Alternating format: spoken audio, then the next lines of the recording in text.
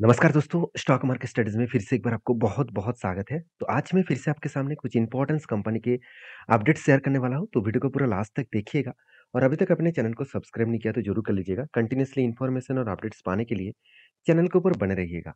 तो चलो देख लेते हैं कौन-सा कंपनी है इस वीडियो के अंदर। फर्स्ट जो कंपनी है उसके बारे में चर्चा करो, उसका नाम है येस बैंक।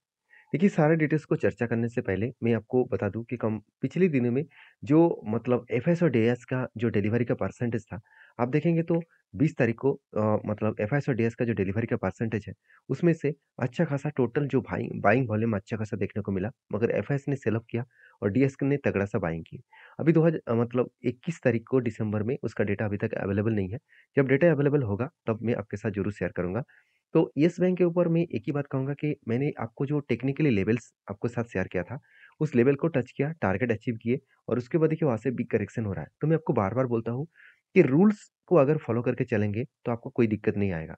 अगर विथआउट रूल्स में चलेंगे कि चलो टारगेट हो गया और भी मैं वेट करूँ और भी मुझे टारगेट मिल सकता है, तो ऐसे आप सोचेंगे तो आपको बड़ा लॉसेस होने का चांसेस है।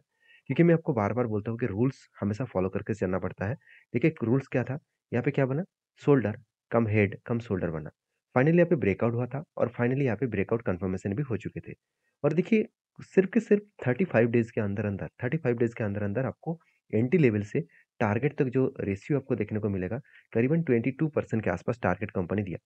तो टारगेट होने के बाद देखिए क्या हुआ, टारगेट होने के बाद ही बिग क्रैश देखने को मिला और जो क्रैश हुआ है वो वॉल्यूम के साथ। इसका मतलब फिर से वो नीचे लेवल का आने का चांसेस है। क्योंकि जिस तरीके से वो ऊपर गया था, वही लेवल से वो करेक्शन होने का मेन जो कारण है, वो प्रीवियस डेटा आप देखेंगे। तो देखिए यहाँ से ही अगर डेटा देखेंगे तो इस लेवल को मैं मार्किंग करूँ, ये लेवल कंपनी के लिए स्ट्रांगली क्या था? एक स्ट्रांगली रेजिस्टेंस था। रेजिस्टेंस कम क्या है था? Supply zone. सप्लाई ज़ोन क्यों कहा जाता है? क्योंकि यहाँ से ही एक बिग करेक्शन देखने को मिला था। जब भी कोई रेंज से बड़ा-सा मतलब करेक्शन देखने को मिला, बड़ा-सा एक गिरावट देखने को मिलता है, तो उसको सप्लाई ज़ोन कहा जाता है। तो रेजिस्टेंस कम सप्लाई ज़ोन है और वही रेजिस्टेंस को टच किया, उसके बाद करेक्शन हो रहा है। देखिए, मैं पिछली बार भी ये भी बताया था कि एक दोस्त ने मुझे कमेंट किया, "सर, आप जो रेंज के हिसाब से बोल रहा था कि एक रेंज यहाँ पे बन सकता है, तो यहाँ पे कंटिन्यूअसली बाइंग का रेंज बना और वो भी कितना 39% के आसपास। तो फाइनली एंट्री तो यहाँ पे हो गया था और उसके बाद देखिए टारगेट यहाँ पे होने का चांसेस था और टारगेट अचीव नहीं हुआ।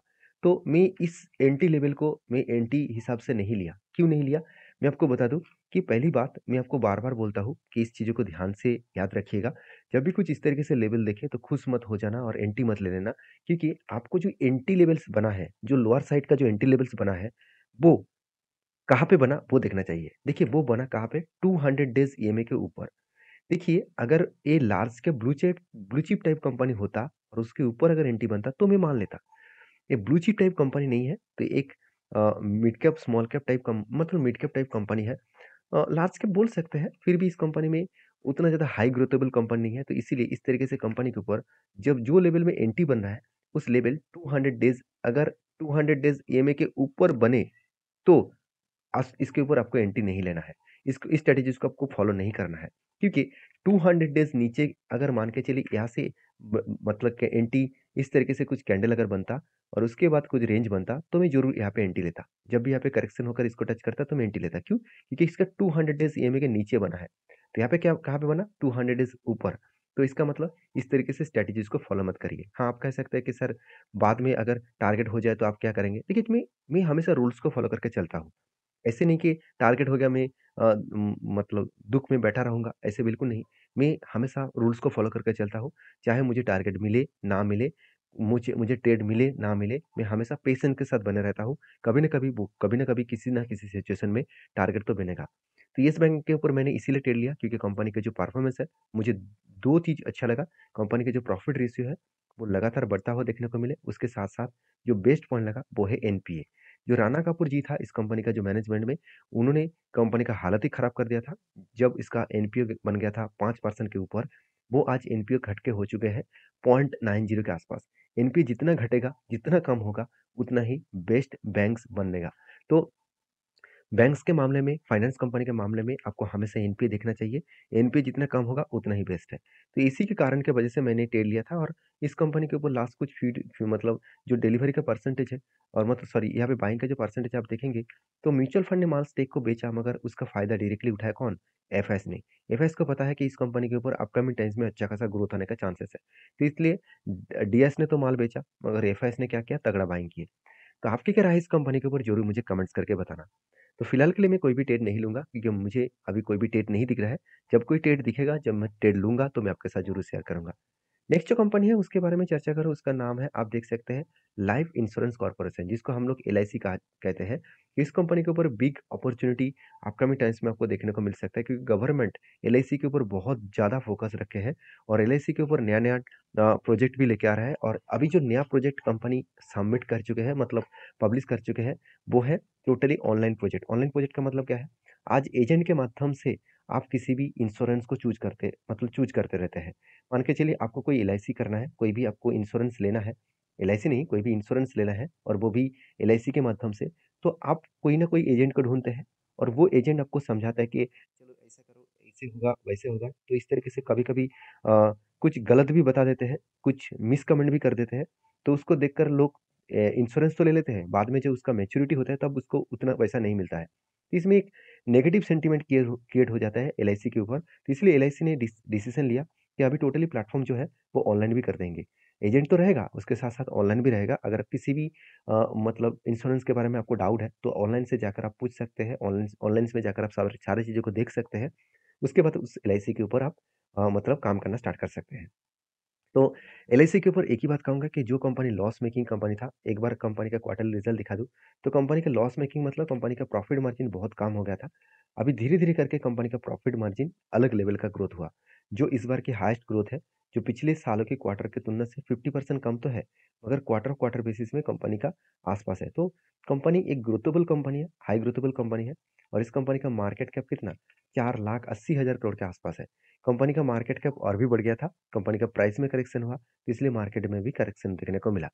तो इंश्योरेंस इंडस्ट्रीज़ में इस कंपनी लीडर है, इस कंपनी को आगे-पीछे कोई टक्कर देने वाला अभी तक देखने को नहीं मिला क्योंकि इसका market cap at least 5 lakh crore तक जा चुके थे। तो हाई ग्रोथेबल कंपनी है, ज़ीरो डेब्ट कंपनी है, आरओसी, आरओई देखेंगे तो इससे बढ़िया आरओसी, आरओई आपको शायद बहुत कम कंपनी में देखने को मिलेगा। अगर आपको किसी कंपनी के ऊपर देखने को मिला है, तो मुझे कमेंट सेक्शन में ज़रूर कमेंट्स करके बताइए।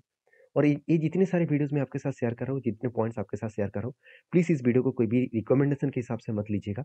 इसको totally as a education purpose में लीजिए, एज़ ए लर्निंग पर्पज़ में लीजिए, सीखने के लिए लीजिए। तो सीख कर काम करेंगे तो आपको हमेशा प्रॉफ़िट होगा। लॉसेस का जो परसेंटेज है, वो बहुत कम हो जाएगा। अगर आप टिप्स लेकर काम कर रहे हैं, तो आपको बुरी तरीके से लॉसेस होने का चांसेस रहेगा। तो इस कंपनी के ऊपर मैं इन्वेस्टर के बारे में बात करूँ, तो प्रोमोटर के बाद एफआईडीएस पब्लिक के पास होल्डिंग आपको नहीं दिखेगा। क्यों? क्योंकि एफएस ने ही सॉरी प्रोमोटर ने ही 96% का होल्डिंग लेके रखा है। सेबी के रूल्स के हिसाब से प्रोमोटर के पास 75% के ऊपर होल्डिंग नहीं होना चाहिए। इसका मतलब प्रोमोटर के पास जो होल्डिंग्स है, वो होल्डिंग्स आपको ज़्यादा नहीं होना चाहिए। इसका मतलब प्रोमोटर को आज नहीं तो कल स्टेक को बेचना पड़ेगा और अराउंड अराउंड आप देखेंगे तो 21% का स्टेक, साढ़े 21% का स्टेक उसको बेचना पड़ेगा। जब साढ़े 21% का स्टेक बेचेंगे, आप देखेंगे सबसे ज़्यादा होल्डिंग्स एफआईएस और डीएस के पास रहेंगे क्योंकि कंपनी ने अच्छा खासा रिटर्न देना जो स्टार्ट कर दिए। कंपनी का अगर रिटर्न के परसेंटेज देखूँ तो कंपनी 1 साल में 8% का रिटर्न दिया। अभी देखिए जिस तरीके से लिस्टिंग होने के बाद करेक्शन हुआ था, वो धीरे-धीरे करके रिकवरी भी कर रहा है और वही लेवल में जाने का कोशिश कर रहा है। आप ध्यान से देखेंगे तो कंपनी का जो प्रीवियस जो लेवल है, वही लेवल में जाने का कंपनी कोशिश कर रहा है। तो यहाँ पे जो टॉप लेवल है, उसी लेवल को जाने का यहाँ पे कंपनी कोशिश कर रहा है। तो मुझे लगता है कंपनी फिर से रिवर्सल करेगा और अच्छा खासा यहाँ पे यू पैटर्न बनाकर वही लेवल तक ज़रूर जाएगा। अभी फाइनली क्या हुआ?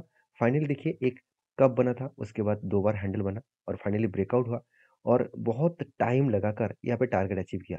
टाइम कितना लगा? टाइम एंट्री लेवल से अगर मैं टारगेट लेवल तक देखूँ, तो एटलीस्ट आपको 127 दिन लगा। 127 दिन का मतलब होते हैं एटलीस्ट 4 एंड 5 मंथ्स के आसपास।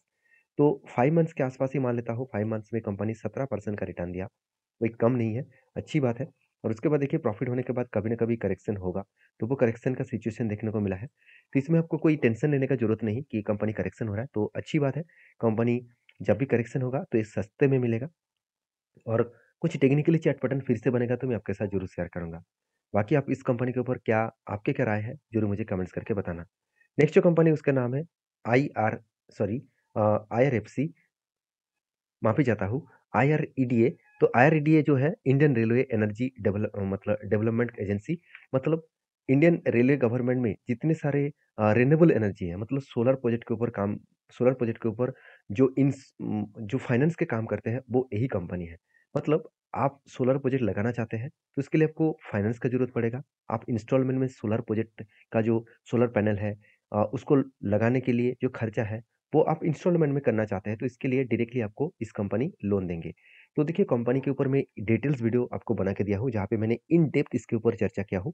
कंपनी का फ्यूचर के बारे में, कंपनी का टारगेट क्या है, कंपनी किस तरीके से बिज़नेस कर रहे हैं, किसके साथ डील हुआ है, सब कुछ मैं डिस्कशन किया हूँ। वो वीडियो आप प्लेलिस्ट में जाकर ज़रूर देखिए। आपको बहुत हेल्प होगा इस कंपनी के बारे में जानकारी पाने के लिए। तो फिलहाल के लिए इस कंपनी के बारे में एक ही बात कहूँगा, कंपनी जिस तरीके से रॉकेट की तरह भाग रहा था, लिस्टिंग अच्छा खासा देखने को मिले, 50 में लिस्टिंग गेन देखने को मिला। उसके बाद कंपनी के लोअर साइड में 50 में था, उसके बाद देखिए कंपनी 123 तक जर्नी दिखाया। तो ये जो जर्नी दिखाया, तो इस जर्नी के बाद बहुत सारे लोगों को यही क्वेश्चन आ रहा था कि सर कंपनी के ऊपर यहाँ से क्या और भी भागने का चांसेस है? देखिए, मैं कोई पहली बात भगवान नहीं हूँ कि शेयर कहाँ तक जाएगा, किस बेसिस में जाएगा, उसका बोलना इतना आसान नहीं होगा। तो एक प्रेडिक्शन हमेशा आपको करना पड़ेगा कि कोई भी रेंज में अगर कंपनी होल्ड करे और उसके बाद ब्रेकआउट करे तो एक बड़ा धमाका होने का चांसेस है। तो फाइनली देखिए जब लिस्टिंग हुआ था यहाँ पे होल्ड किया था, ब्रेकआउट करने के बाद धमाका हुआ। फिर से देखिए इस रेंज के ऊपर होल्ड कर रहा है, मतलब यहाँ पे एक रेंज क्रिएट हो रहा है। इस रेंज के अगर ऊपर ब्रेकआउट करे तो यहाँ पे अगर कुछ टाइम बिताए उसके बाद ब्रेकआउट करे तो सोचिएगा बड़ा फिर से एक धमाका होने का चांसेस दिखेगा। तो मैं इस कंपनी के ऊपर फिलहाल के लिए कोई भी ट्रेड नहीं लिया क्योंकि कंपनीज़ के ऊपर कोई भी ट्रेड नहीं बना। तो जब कोई ट्रेड बनेगा तो मैं ज़रूर लूँगा और एज़ ए इन्वेस्टमेंट के हिसाब से मैं अभी फिलहाल के लिए कुछ क्वार्टर्स का रिज़ल्ट मुझे चाहिए, तो सिर्फ़ 2 ही क्वार्टर का रिज़ल्ट यहाँ पे अवेलेबल है। तो ज़्यादा क्वार्टर का रिज़ल्ट अवेलेबल रहेंगे, तो मुझे आसानी होगा कंपनी के बारे में जानकारी और भी ज़्यादा पाने के लिए। क्योंकि कंपनी का प्रॉफ़िट लॉस जो है, वो अभी भी थोड़ा-सा वो मतलब अप्स एंड डाउन देखने को मिलता है और कंपनी का सबसे जो मुझे वीकनेस पॉइंट लगा, वो है एनपीए। कंपनी अच्छा लोन तो बाँट रहा है, मगर कंपनी मार्केट से लोन उतना ज़्यादा उठा नहीं पा रहा है। तो ये कंपनी के लिए एक नेगेटिव पॉइंट्स है, तो यही पॉइंट्स के कारण मैंने इसके ऊपर लॉन्ग टर्म के लिए अभी तक नहीं सोचा और जब-जब इस कंपनी के ऊपर ट्रेड बनेगा, तो मैं ज़रूर ट्रेड लूँगा। तो अभी फिलहाल के लिए ट्रेड बनने दीजिए, तब मैं आपके साथ ज़रूर डिस्कशन करूँगा। और लास्ट कुछ वीडियोज़ का डिलीवरी का परसेंटेज दिखा दूँ तो एक एवरेज लेवल का डिलीवरी अभी देखने को मिल रहा है क्योंकि कंपनी के ऊपर एक लंबा जर्नी ऑलमोस्ट हो चुके हैं, तो कभी न कभी कंपनी तो रुकेगा। तो नेक्स्ट जो कंपनी है उसके बारे में चर्चा करूँ उसका नाम है एचएमए एग्रो इंडस्ट्रीज़ लिमिटेड। तो एचएमए एग्रो इंडस्ट्रीज़ लिमिटेड के बारे में चर्चा करूँ तो कंपनी बहुत छोटा है और इस कंपनी ने 1 के बदले आपको 10 शेयर देने का अनाउंसमेंट कर चुके हैं। तो जो लोग स्प्लिट के शौकीन हैं, जो लोग स्प्लिट पाना चाहते हैं, तो इस कंपनी के ऊपर स्टडी करिए, उसके बाद कुछ डिसीज़न लीजिए। तो वीडियो में अगर जानकारी अच्छा मिले तो प्लीज़ लाइक करना, दोस्तों के साथ भी शेयर करना। मिलते हैं नेक्स्ट वीडियो में, तब तक के लिए धन्यवाद।